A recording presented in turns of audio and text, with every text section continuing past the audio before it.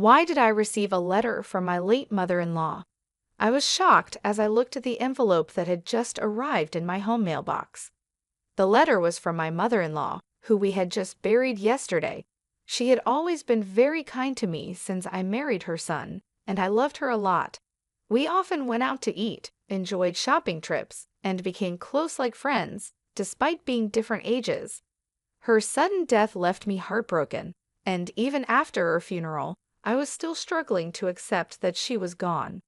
Getting a letter from her during this sad time was a huge surprise. I quickly opened the letter and found something unexpected. My mother-in-law had asked a temple priest to send me this letter after she passed away. The letter told me to find a secret compartment in the family's old chest and revealed a hidden door. It gave detailed instructions on how to open this hidden door and made it clear I should do this alone. Seeing that my brother-in-law, his wife, and their kids were all out, I rushed to my in-laws' house. Using the spare key, I went in and followed the instructions to open the secret compartment by myself. "It's open," I sighed with relief and looked inside. "My name is Betty, I'm 40 years old, and I work from home as a web designer. I married Kevin, who is 5 years older than me, 6 years ago. We met through a friend and are still very close. However, we haven't been able to have children yet. Both of us love kids and wanted to start a family soon after getting married, but it hasn't happened.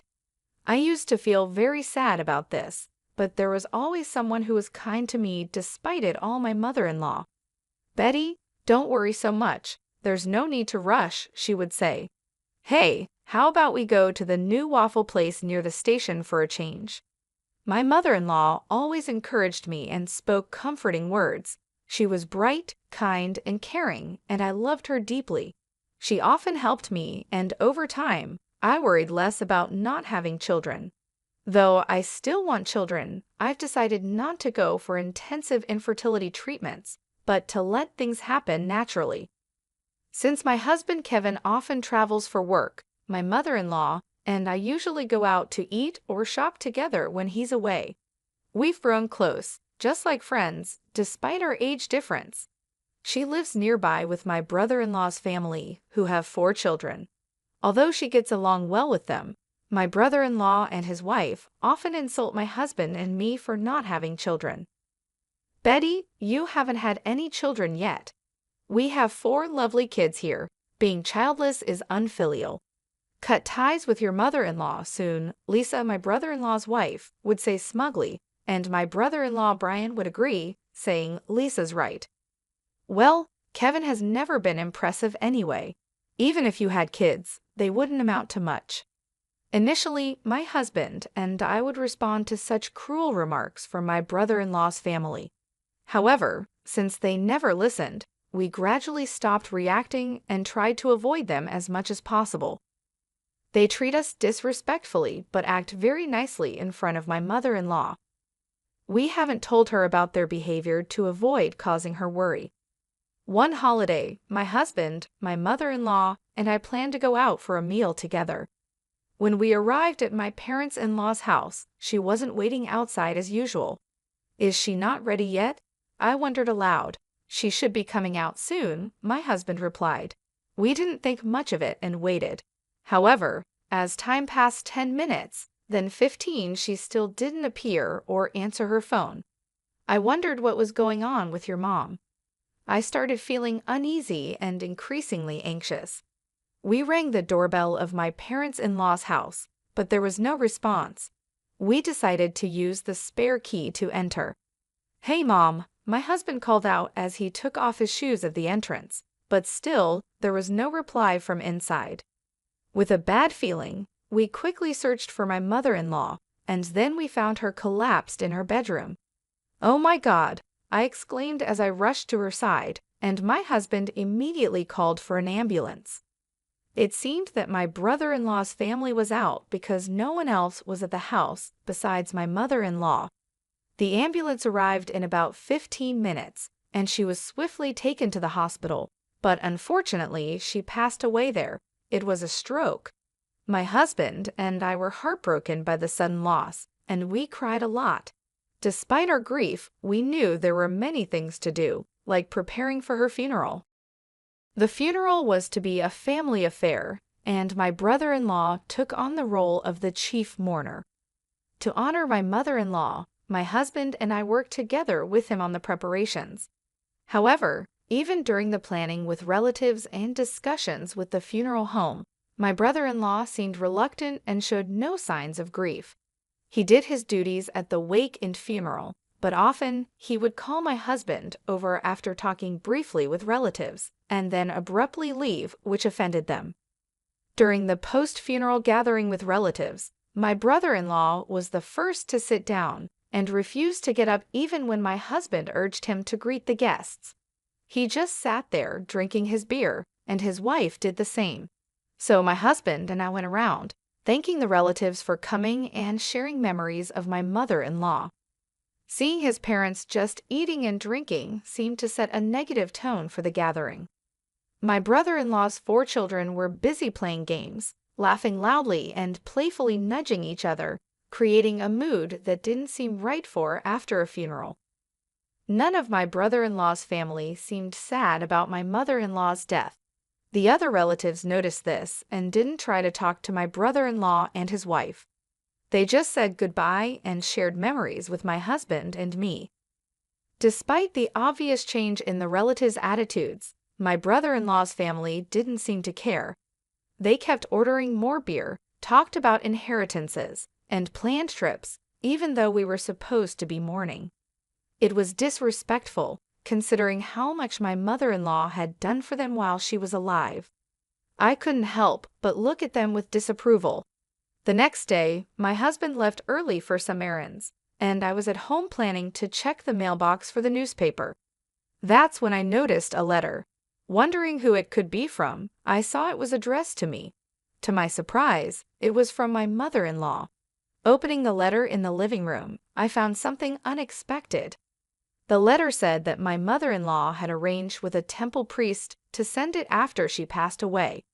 It had instructions on how to open a hidden compartment in a chest and the contact details of the family lawyer. There was also a note to make sure I opened it by myself. I read my mother-in-law's letter over and over. Though she was slender, her handwriting was bold and strong. I took a deep breath, touched by the strong strokes of her writing that reflected her strong character. Glancing at the clock, it was 8:20. No one should be at my in-laws' house now. The kids would be at school, and according to a social media post by my brother-in-law's wife, they had left early that morning. With this in mind, I quickly got ready to go to the family home. This morning I saw that they were planning an outing together. They even sent their children to school, even though it was the day after our grandmother's funeral. They seemed eager to enjoy their day off. If their post was accurate, there should be nobody at the family home. I realized I had to go now, or I might not get another chance. When I used the spare key to open the front door of my in-laws' house, I entered slowly. It was sad that my mother-in-law, who always greeted me with a smile, wasn't here. Holding my aching chest, I went into her room. The chest, an old piece that belonged to my mother-in-law, opened smoothly, perhaps because she took care of it. Just as the letter said, I found a hidden door at the back of a drawer. Thank goodness it's open. I sighed in relief as I managed to open it safely. Inside, there was another document along with what was written in the letter. What is this? I stared at the documents, feeling my mother-in-law's love and tears almost spilling. I felt like staying there and crying, but I had to leave quickly. It wouldn't be good if someone came back and saw me, especially since the letter said to do this alone. After returning home with all the documents, I contacted the family lawyer mentioned in the letter to inform them of my mother-in-law's passing. Just as I was about to reach out to my husband and my brother-in-law's family to see if we could all gather this weekend, I received an email. It was from my sister-in-law, urging us to meet at my in-laws' house this weekend for some important news. Despite feeling uneasy, declining seemed odd, so I agreed to her proposal. Over the weekend, I went to my in-laws' house with my husband, feeling nervous about the discussion. My brother-in-law and his wife had smug looks, and their 4 children were not around, probably taken somewhere else. As soon as we sat down, they presented a document. "This is the will left by my mother-in-law," my sister-in-law announced loudly. The signature on the will was indeed my mother-in-law's, and it stated that all assets would go to my brother-in-law and his wife. "See, it's written here that we get everything, so unfortunately, you won't get any inheritance." "Too bad, huh?" My brother-in-law laughed mockingly, his expression ugly, while my husband looked bewildered. I stood up quietly and brought in the lawyer who had been waiting outside. "Ah, who is this?" my brother-in-law and his wife asked, puzzled by the sudden appearance of the lawyer. My husband, who didn't know the lawyer was there, was also surprised. "This person is the lawyer whom my mother-in-law trusted during her life," I explained briefly. My brother-in-law and his wife looked confused and then angry. "Why did you bring a lawyer here?" they demanded. "It's part of my mother-in-law's instructions. She wanted the lawyer here to help make sure the estate is divided fairly," I said. My brother-in-law and his wife insisted loudly that they didn't need a lawyer. My brother-in-law slammed his hand on the desk and pointed at the will, saying, "My mother left a will. We don't need a lawyer." The lawyer quietly raised his hand and asked, "Are you sure your mother wrote the entire will herself?" "That's obvious," my brother-in-law shouted back. The lawyer looked concerned and shook his head. "This can't be recognized as a valid will. A real handwritten will must be entirely written by the person it belongs to." He pointed out that only the words at the beginning and the signature at the end were in my mother-in-law's handwriting. The rest looked like it was printed from a computer. The room went quiet. My brother-in-law reached out to the will, but it still showed the same printed words. "Huh," suddenly my husband said. "Why is the back of the paper so clean?" I looked closely, and indeed, there was something odd. The handwriting in the signature section is different from the rest. Could this will be forged? I wondered aloud. My brother-in-law and his wife trembled at the lawyer's observation. "What are you talking about? We wouldn't do such a thing," they stammered. "Why are you so nervous if it's not forged?" the lawyer cut in. "Forging a will is a serious crime." Hearing this, my brother-in-law and his wife turned pale. Despite their agitated and confused excuses, the lawyer delivered the final blow. "Betty has a notarized will, so your will is invalid." "What?" my brother-in-law and his wife gasped, their eyes wide. "We never heard of that," they said. "In the letter I received from my mother-in-law, she mentioned that she hid a notarized will behind the hidden door of the chest. We didn't know about this earlier." The letter not only told us where she hid the will, but also explained why she made it and why she told me about it. My mother-in-law had been feeling her health decline and had prepared the will because she probably suspected that my brother-in-law and his wife might tamper with it. I thought she didn't know their true nature, but it seemed she had a sense of their greed. The notarized will stated that the assets would be divided equally between my brother-in-law and my husband. This surprised my brother-in-law and his wife, and their eyes went wide. Then my brother-in-law suddenly shouted, claiming he should be the beneficiary of our mother's life insurance as the eldest son. I calmly responded that the life insurance certificate was also with me, as per the mother-in-law's trust, and the beneficiary was me, not him. Inside the hidden door, there was not just the notarized will, but also the life insurance certificate. My brother-in-law and his wife couldn't believe it. They kept saying they knew nothing about this. The lawyer explained that changing the beneficiary of a life insurance policy doesn't necessarily require informing the original beneficiary. My brother-in-law was upset and slammed the table. My husband turned to me, anxious, and asked when his mom had entrusted these things to me. I smiled and explained that it was written in the letter from his mother.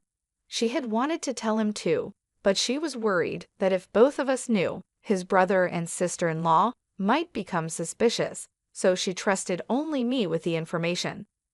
While my husband and I were talking, my sister-in-law burst in hysterically. She couldn't accept that we, who hadn't even shown her children to my mother-in-law, would inherit her estate. "This is ridiculous," she exclaimed. "I can't accept this at all," my brother-in-law chimed in, his face turning red as he shouted. "You unlucky bunch have no right to Mom's estate. We were living here just for her inheritance, splitting it equally. Don't make me laugh. The inheritance is all ours," he continued.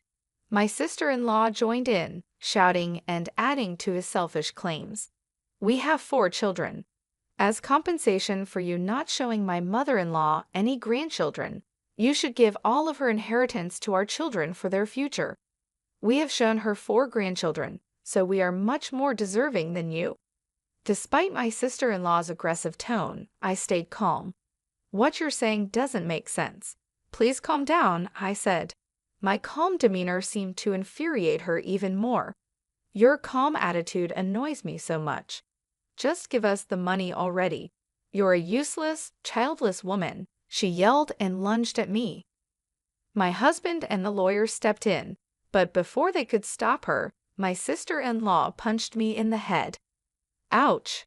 She had several large rings on her fingers, so it felt like being hit with makeshift brass knuckles. I cried out in pain. "Stop it." My husband and the lawyer pulled my sister-in-law away, but she tried to reach for me again in her agitated state.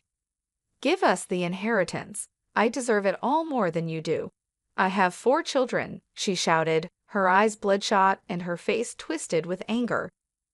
My brother-in-law egged her on, encouraging her to hit me more. Enraged, my husband called the police. When the police arrived shortly after, he and the lawyer explained the situation. My brother-in-law and his wife were then escorted away by the police. My husband and I thanked the lawyer and decided to send him home for the day. What was supposed to be a discussion about creating an estate division agreement turned into a chaotic ordeal. My husband and I agreed to bring a gift of apology another day. He was deeply concerned about me being hit by my sister-in-law, but seemed relieved when I told him the headache had completely subsided after the tumultuous events. I murmured, "It's been quite an intense time." Then my husband brought up something unexpected. "Hey, Lisa seems to constantly talk about the children. You know, she always boasted about showing Mom 4 grandchildren and how great she was. And don't you think she's overly fixated on money?" Indeed, my sister-in-law had been excessively promoting her children and seemed really focused on money during the earlier argument. "Well, she has been quite vocal about the children for a while, and her obsession with money was indeed extreme. Her expression while hitting me was terrifying," I replied. "Yeah, you're right. It's a bit abnormal," he said, and then fell silent. "What's wrong? Is there something bothering you?" I asked, not understanding what he was getting at. "Well, there's something bothering me, and I'm considering suggesting it to my brother. I think it might be a good idea to have DNA tests done for their 4 children." My husband's response surprised me. "DNA tests?" "Yeah, and I'm also thinking about proposing a background check on Lisa. Something doesn't sit right with me. It's just a gut feeling." Although I thought it might be unnecessary, my husband's intuition had been accurate in the past. "Okay, if that's what you suggest, let's propose it to your brother later on," I agreed. When my husband told my brother-in-law about the idea, he ridiculed and yelled at him extensively. "Just because you don't have kids yourselves, don't doubt ours," my brother-in-law shouted. But before parting ways, he took some materials about DNA testing from my husband. Perhaps he had some doubts as well. The first revelation came from the DNA testing between my brother-in-law and his children. It turned out that 3 out of the 4 children didn't share his blood. I was a bit suspicious of the youngest child because they didn't look much like any of us, but I was surprised about the middle one too. My husband was speechless, and my brother-in-law decided to investigate his wife's background thoroughly. The results were shocking. It turned out that my sister-in-law had relationships with multiple men, even before marrying my brother-in-law. Recently, her affairs were discovered by the wives of her lovers, who then demanded compensation. Since my sister-in-law was at home more often than my brother-in-law, she was able to hide any evidence like registered letters. The compensation demanded was far more than she could afford from her earnings or savings. It became clear that she was determined to get her hands on my mother-in-law's inheritance at any cost. Eventually, the situation escalated, and my brother-in-law and sister-in-law ended up in a violent fight, throwing things and hitting each other until the neighbors, unable to stand the noise, called the police. Both were taken into custody, facing charges for forging the will and now additional charges of assault. Further police investigation revealed they had committed theft and harassed wealthy individuals among other offenses. Eventually, they both ended up in jail. As for the future of the 4 children they left behind, my husband and I were deeply troubled. Since my mother-in-law's passing, we were the closest relatives. We considered taking them in, but decided against it after much thought. The children had been influenced so much by their parents that they casually insulted us as childless incompetents. The oldest at 19 should know right from wrong, and the youngest at 7 should understand proper behavior. Yet they smirked and insulted us every time they saw us, even with their parents in trouble. Our 16-year-old nephew said we'd be better off raised by childless idiots, which was more than we could bear. Facing such hostility, we couldn't find any affection for the children or any hope of raising them to be decent people.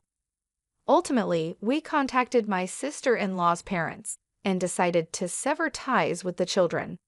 It seems the children understood our decision, as our nephew said, "I'd rather live in Grandma's old shack than with the brainless, childless couple." With those words, we felt it was best to leave things as they were. We haven't told the children that the younger 4 aren't biologically related to my brother-in-law.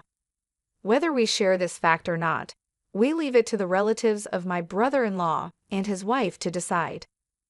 My husband and I decided to move to a distant place, using the inheritance from my mother-in-law to start anew. We moved to a place full of greenery and nature, where we quickly felt at home. There's a charming waffle shop near our house, and every time we pass by, we wish my mother-in-law could have visited it with us. Soon after the move, I found out I was pregnant. When the Prig-Betty test showed a positive result, I couldn't help but scream with surprise and happiness. Later, the doctor confirmed that I was indeed pregnant. Both my husband and I cried tears of joy as we hugged each other. My mother-in-law would have been so happy if she were still alive. Additionally, the business plan I had been secretly preparing is progressing well. Both my husband and I are working hard, looking forward to the arrival of our child and enjoying fulfilling days full of happiness.